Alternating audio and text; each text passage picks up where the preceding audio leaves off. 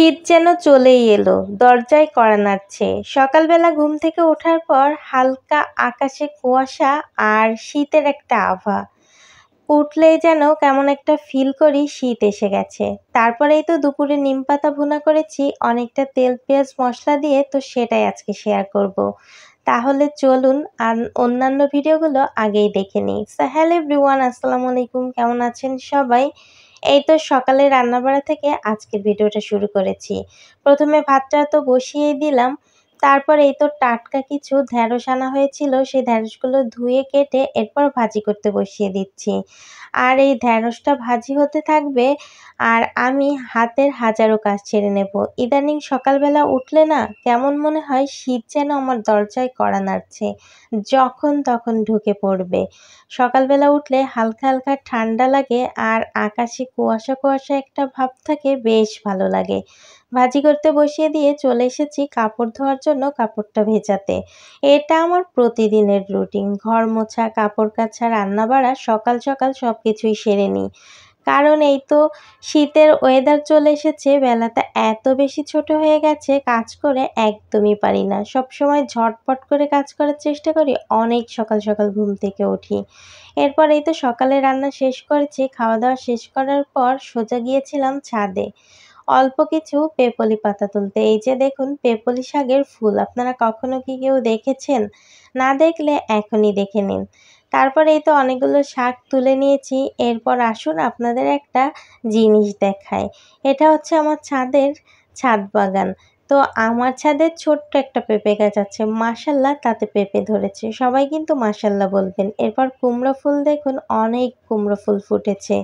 সব কুমড়ো ফুলগুলো তুলে নিয়ে এসেছি। তারপর হচ্ছে কোটা কাটা করে ধোয়া ফেলা করে দুপুরের রান্নাটা বসিয়ে দিয়েছি। আর আজকে হচ্ছে দুপুরে পেপলি শাক রান্না করব। তো যাই হোক, এই তো মশলাটা ভালো মতো কষিয়ে তারপর হচ্ছে এর ভেতর মাছগুলো দিয়ে সুন্দর মতো কষিয়ে নেব। অনেক সকাল সকাল ঘুম থেকে উঠি। আমার শ্বশুর ঘুম থেকে ওঠে, তারপর আমি উঠি। আমি যখন ঘুম থেকে উঠি তখন বাসার তেমন কেউই ঘুম থেকে ওঠে না। কিন্তু তখন থেকে কাজ করা শুরু করি আর সারাদিন এত বেশি দৌড় থাকে, দুপুর তো ৩টা-৪টার আগে আমার দৌড় শেষই হয় না। অবশ্য দুপুর ১:৩০-২টোর ভিতর কাজ শেষ হয়ে যায়, কিন্তু মেয়েকে খাওয়াতে খাওয়াতে একদম ৪টা বেজে যায়।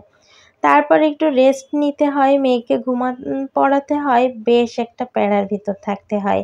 এজন্য সকাল থেকে খুব বেশি দৌড়ের ভেতর থাকি। তখন যেন কারোর সঙ্গে কথা বলার মতো একটু সময়ও পাই না। এই তো পেপলি শাকের তরকারিটা রান্না বসিয়ে দিয়ে তারপর হচ্ছে এই যে পাশের চুলাতে হচ্ছে আলু ভাজি করে নিচ্ছি। আজকে হচ্ছে একটু মুরগির মাংস রান্না করব।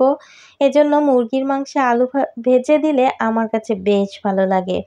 তারপর একটু মুরগির মাংসটাকেও একটু ভাজি করে নেব।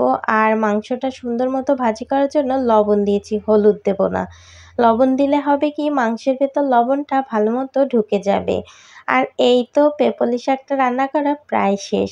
আপনাদের বলছিলাম না বেশি করে তেল মশলা দিয়ে নিমপাতা ভুনা করেছি, তো এটাই হচ্ছে সেই নিমপাতা। পেপলি শাকটা এত বেশি তিতা হয়েছিল কি বলবো, মনে পড়লে পেটের ভিতর এখনো উল্টাচ্ছে আর বমি পাচ্ছে। এত বাজে হয়েছে, আমার লাইফে একদম ফার্স্ট এক্সপিরিয়েন্স যে পেপলি পাতা এত বেশি বাজে হয়। আমার পেপলি শাকটা সব শাকের ভেতর অনেক বেশি পছন্দের, কিন্তু এত বেশি বাজে এক্সপিরিয়েন্স হয়েছে, পেপলি পাতা আর কখনো খাবো কি না সন্দেহ। তো যাই হোক, এরপর হচ্ছে এই তো মুরগির মাংসটা বসিয়ে দিয়েছি। আর এখানেও একটা ভুল করেছি, এই যে ওলগুলো সেদ্ধ করে ফ্রিজে রাখা ছিল। তারপর একটু মুরগির মাংস দিয়ে ওল রান্না করব, তবে ওলটা পরে দেওয়া উচিত ছিল। যেহেতু সেদ্ধ, সেহেতু মাংসের সাথে দিয়ে কষাতে কষাতে কেমন যেন ভেঙে ভেঙে লেগে যাচ্ছিল। তারপর ওলগুলোকে এক ফাঁকে উঠিয়ে নিয়েছি। এরপর এই তো আলু দিয়ে সুন্দর মতো কষিয়ে ঝোল দিয়ে দিয়েছি, যেহেতু সব কিছু ভেজে রেখেছিলাম। তারপরে এই তো তরকারির কালারটা দেখুন, মাশাল্লাহ অনেক সুন্দর হয়েছে। এখন হচ্ছে ওলগুলোকে দিয়ে দেব আর কিছুক্ষণ রান্না করব। আজকের ভিডিওটা এখানেই রাখছি। সবাই ভালো থাকবেন। আল্লাহ হাফেজ। আসসালামু আলাইকুম।